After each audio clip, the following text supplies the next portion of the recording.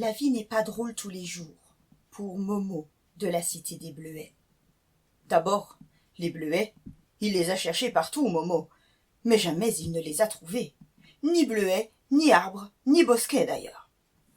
Et si on appelle pelouse le grand rectangle de terre caillouteuse où les enfants jouent au foot, c'est uniquement pour rire, hein, bien sûr. À la cité des Bleuets, où la vie n'est pas drôle tous les jours et où il n'y a même pas de bleuets, Momo, forcément, s'ennuie ferme.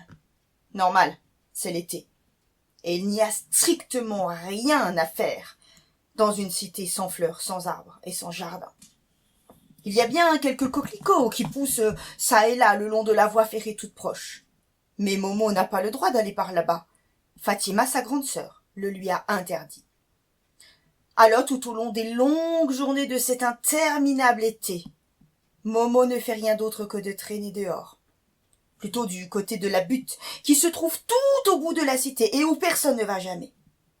S'il préfère traîner dehors, c'est parce que chez lui, il trouve qu'il y a bien assez de monde qui y traîne déjà. Sa mère et Fatima travaillent. Mais son père, lui, reste toute la journée à jouer aux cartes avec Boubacar et Mamadou, ses copains. Il ne peut plus travailler, son père, depuis qu'il est tombé d'un échafaudage. C'était juste avant la naissance de Momo. Ça fait donc bientôt 11 ans. Il était tombé de l'échafaudage directement dans le coma.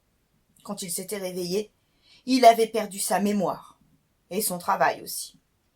En plus de son père et de ses amis, il y a Ahmed, le grand frère. Il a 1 an de moins que Fatima, mais c'est lui qui commande à la maison, quand la mère n'est pas là. Parce que, quand la mère est là, il ne commande rien du tout, Ahmed. Momo aussi commande parfois, mais seulement quand il est tout seul. Ahmed, il se prend pour le chef, alors qu'il ne travaille même pas. Il pourrait pourtant, vu qu'il l'a eu, son CAP de boulanger-pâtissier. Même qu'elle était drôlement fière, la mère, d'avoir un fils boulanger-pâtissier, le premier de la famille. Mais Ahmed n'arrivait jamais à se lever le matin. La mère criait et lui, il continuait à dormir. Alors, il était toujours en retard et son patron l'a renvoyé.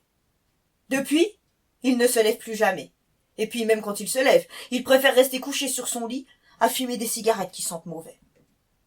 Entre Fatima, la sœur aînée, Ahmed, qui vient juste après, et Momo, il y a encore Yasmina et Rachid et Rachida, les jumeaux.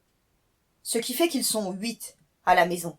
10 même, hein, avec Mamadou et Boubacar qui font comme partie de la famille.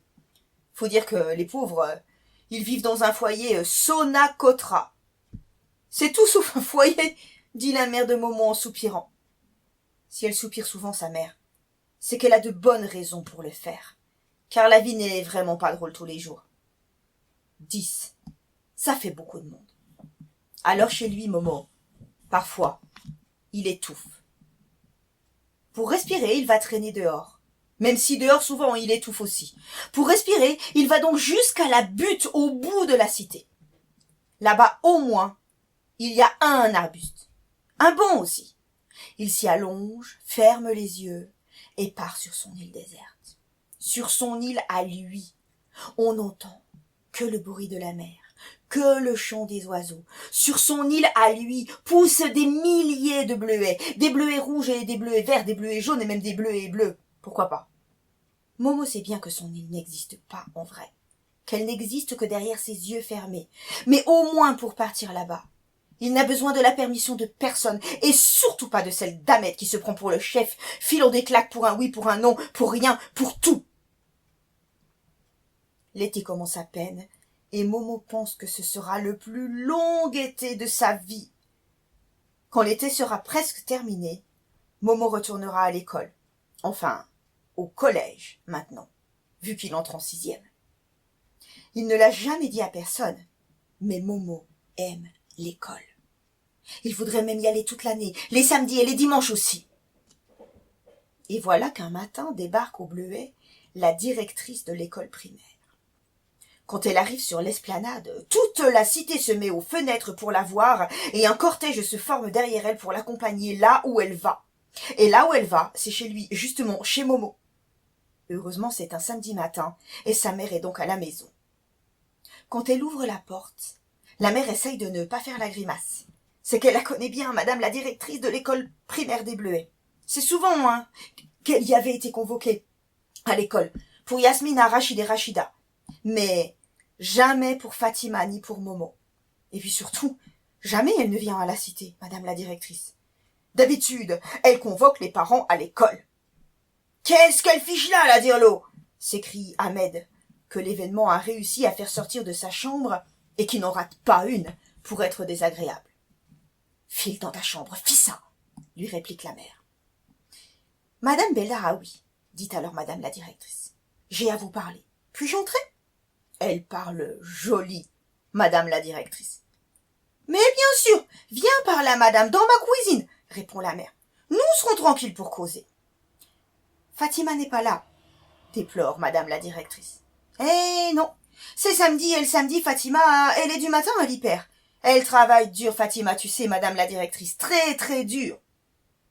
Et la mère hoche longuement la tête, avec un air triste accroché à son visage, parce que la vie n'est pas drôle tous les jours. Je sais, madame Beldaraoui, mais si je suis venue vous voir aujourd'hui, c'est pour vous parler de votre fils, Mohamed. C'est comme ça qu'elle dit, madame la directrice. Mohamed, jamais Momo. Elle continue. Je ne voudrais pas que les choses se passent pour lui de la même façon qu'avec Fatima. Je sais que vous auriez bien voulu qu'elle poursuive ses études d'infirmière, ainsi qu'elle le désirait tant. Je sais aussi que votre situation financière ne le permettait pas. Soit. La mère soupire une nouvelle fois. Elle se mouche aussi. Mohamed est un enfant extrêmement doué. Il faut absolument que vous lui laissiez la possibilité de faire des études. Pas seulement jusqu'à 16 ans, madame Beldaraoui, mais bien au-delà, comprenez-vous, il en a les capacités. Mais Momo, il est encore petit, il entre juste en 6e.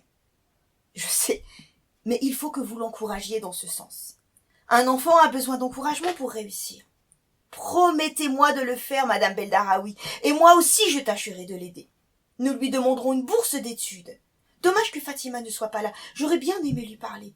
Je suis sûre qu'elle fera de son mieux pour aider le petit. Dites-lui que je suis passée, et rapportez-lui notre conversation, s'il vous plaît. Mohamed n'est pas là non plus? Momo s'est caché dès que sa mère a fait entrer madame la directrice. Dans les toilettes, il attend, le cœur battant, craignant le pire.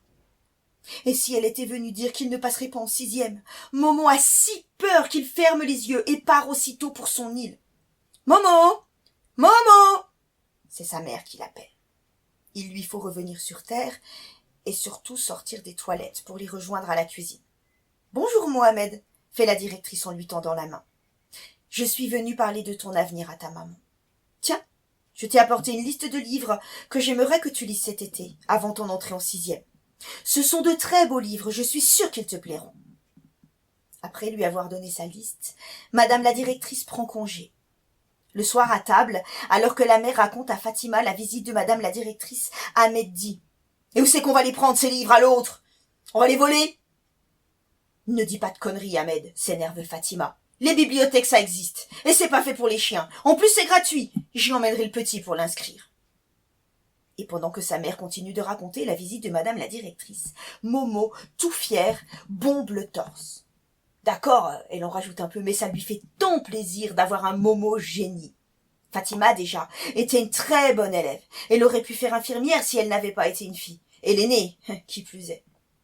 Et voilà que Momo fait encore plus fort. Il est l'honneur de la famille. Et c'est pas infirmière qui fera, mais carrément docteur, ou avocat, ou juge pour enfants, ou chirurgien. C'est madame la directrice de l'école primaire elle-même qui l'a dit.